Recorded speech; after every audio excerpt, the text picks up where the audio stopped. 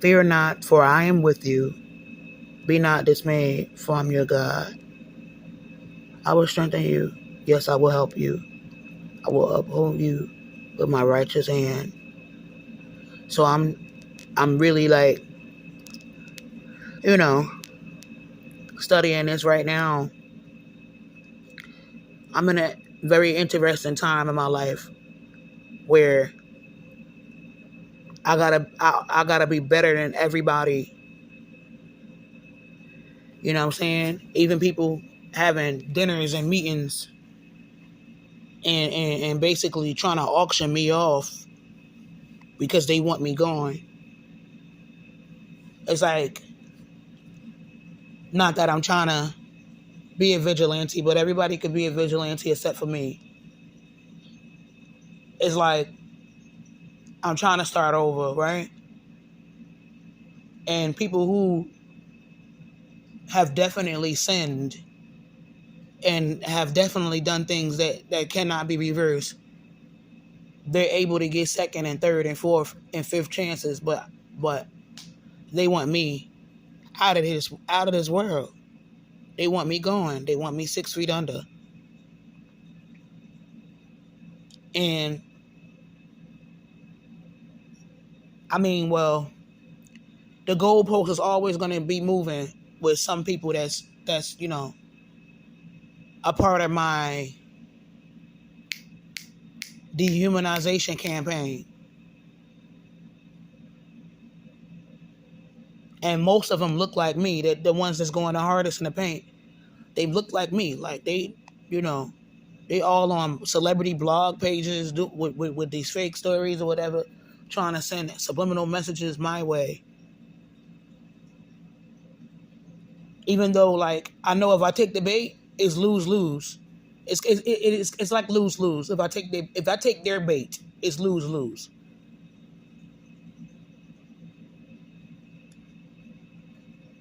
Still trying to keep the faith and trying to do the right thing with all the sticks and stones being thrown this way. Again, it's not that I ever wanted to really be a vigilante, but and then I think about the things where I sacrifice to help this community, and to see so many people in this community just like disregard that. You know, even when I help the Haitians, helping little black girls, most of whom look like me, uh, is a sick irony. And seeing so many black women sign up to harass me or whatever, it's a very, very strange, sick irony. And seeing that, and most of them that I know, they are okay with grown men messing around with minors and beating on women and even deleting black women. But they got all this time and energy. It's a very sick irony being played out right now. And then it also occurred to me, it ain't just that some of these guys are very, very colorist, and that a lot of black females, we learn this too late sometimes, that sometimes it'd be people in your own community that'll take you out of this world faster than people who don't look like you. Because and it's not really our fault, that part. Most of us have been raised to downplay the severity of these guys. This is not also because they're in the same clique or they're in the same gang. You know what I'm saying? Is colorism at play as well in the background. This is why they feel like they can go to a celebrity blog page and keep subliminally trolling me, making it seem like they actually gonna take another celebrity to court for money when they all in the same club. These guys are all in the same club. No, somebody want to take me to court for money that they don't allow me to make, so I don't have. We're always in the hole. We always owe something. We can never get enough breathing room over here, financially speaking. That was a major setup. The last job was a major setup. And I see it too late. So I don't really know how things are going to play out for the next 30, 60 days.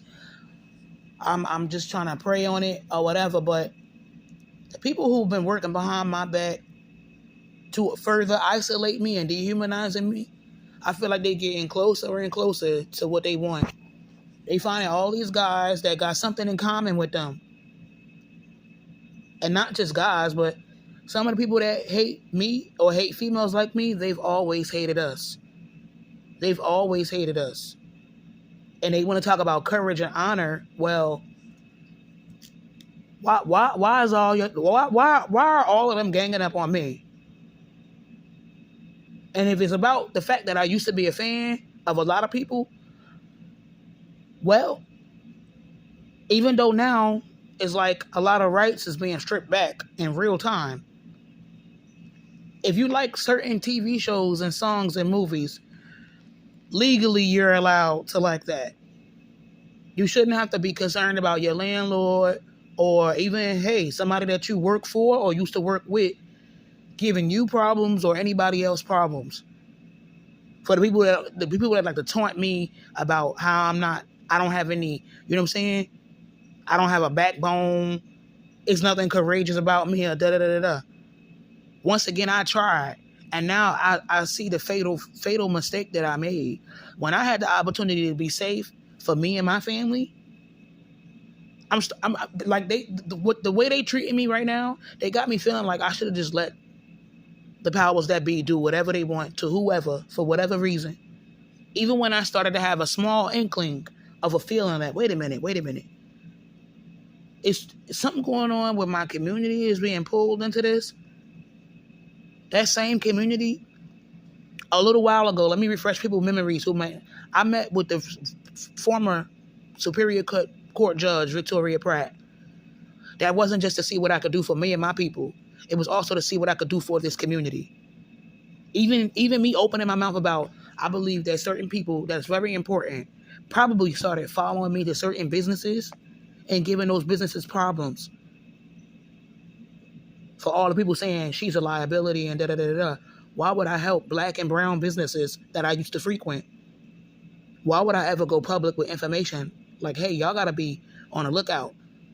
Somebody might see me go into this business and patronize this business and feel like it's okay to harass that business and shut that business down for no reason. Or entrap the people that work there. Now, a person that has no honor and no backbone, why would they even try? Why would they even try to help their community or their family? Why would they even try? Why would they ever open their mouth? Some of these guys that talk about me and they go on these radio stations or they go to the shade room, the troll or whatever, a lot of the stuff that I did, they wouldn't have did half of that. You think they would have ticked off supremacists by helping black Haitian people being harassed at a warehouse? That's bullshit. You think they would have Bullshit. you think they would have did that? You think they would have helped black and brown businesses, knowing that they probably could have been retaliation against them or whatever? Some of the people that hate me and that's doing this subliminal trolling behind, I see it. I'll talk to you about it in a minute. Just give me a second. They've always hated me. Some of the grown black women that's down with this, they've always hated certain types of black girls. This is why a lot of them raise their sons to be anti-black and to think it's okay to be with non-black students and show the non-black students how to be misogynistic and how to be colorist and discriminatory. And the worst part about it is that usually comes back to bite when everybody grows up. When you grow up and you're in corporate and you got to deal with these same people. I'm looking around and they saying 300,000 black women left the workforce. I wonder how many of them couldn't deal with the misogynistic attacks or the colorist attacks or people getting jealous because they didn't believe that they deserved a raise at a corporate position. A lot of black women give birth to sons and they are okay with their sons being anti-black and being misogynistic. And also now teaching non-black people how to be the same way. And it always comes back to bite. It always comes back to bite. Whether it bites them or somebody else's black daughter or black niece.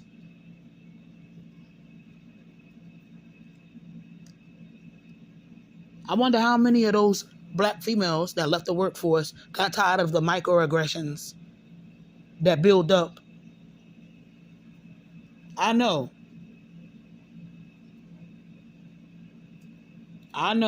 But yeah, that's what's been happening. People been working behind the scenes, from the church to the shade room to city hall, and very important dinners with highly important individuals who got connections to the White House. And it's hard to not think that a lot of that is conversations that also include, letting me go so people could just do whatever they want around here. I'm trying to keep the faith. Once again, it's not that I'm trying to be a vigilante, but it just seems like everybody else is well within their rights to resort to that. And after they decide to be a vigilante / domestic terrorist, now they could try to sue you for money that you don't have, because they always messing with your finances. They always making sure you in the hole or you owe something, even if you don't owe something. Like I always owe on my rent, even when I don't owe on my rent. Now I get the feeling everybody want me to recant. So whatever support that I may still have remaining will just back off. And I leave my house, I get dogs sick on me. I get stabbed or something. I get hit with direct energy in my house or whatever. Or I get poisoned again for the umpteenth time. That's what I think. And what I find interesting is, as a black woman, especially as a black woman this black, you know who's more likely to give you a second or a third or a first chance? People that's not from your community, people that's not from your race. There's so many different black people from different walks of life. Not all of them. All they want to do is see me 6 feet under. That's it. Meanwhile, I've met non-black people that's really trying to pull me up. And I thank God for these individuals. Once again, I'm not saying it's everybody that's black, but yeah, something similar to whenever I wear my natural hair. I've gotten plenty of compliments from people that it's not from my community and that it is not from my race. They don't look like me. Saying positive things about my natural hair. And meanwhile, when I do wear my natural hair in my own community, I feel anxious because I'm more likely to be harassed on the days that I decide to wear my natural hair. And not that long ago, I was getting love from people outside of my community. Like, even though your natural hair is shorter and it's not as big as, 2019, 2018, it's actually nice. It fits your face.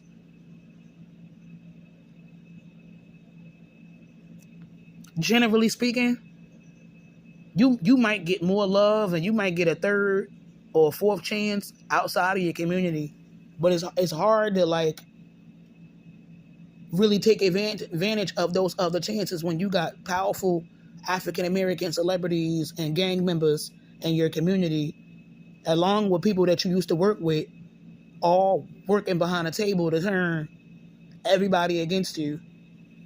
And it's awkward, even when I go to church, having to pretend that there's never any conversations being held about me behind my back on how to further make me into a persona non grata or pariah, or how to make me sick, or how to trigger me to react in a way that I will react in violence or whatever. Like, the energy ain't even the same with a lot of people. I tend to be very keen on picking up on different changes in energy or whatever. It's my background. It's the type of household that I come from.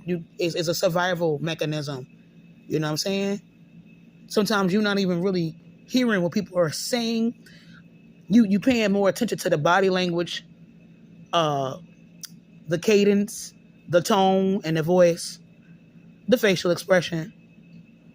What what was their arms folded when they said it? Did they roll their eyes?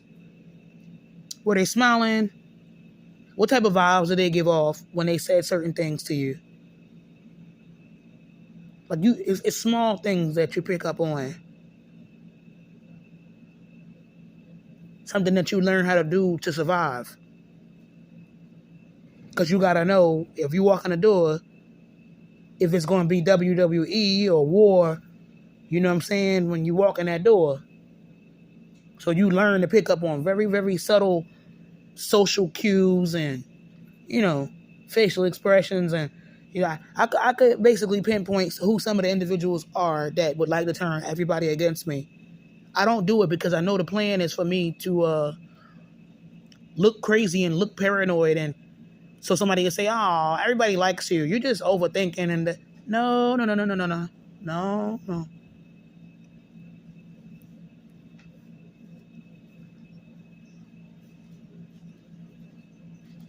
Again, for anybody who's been working to help me and reach out to me, I thank you guys. But right now, I don't have no money.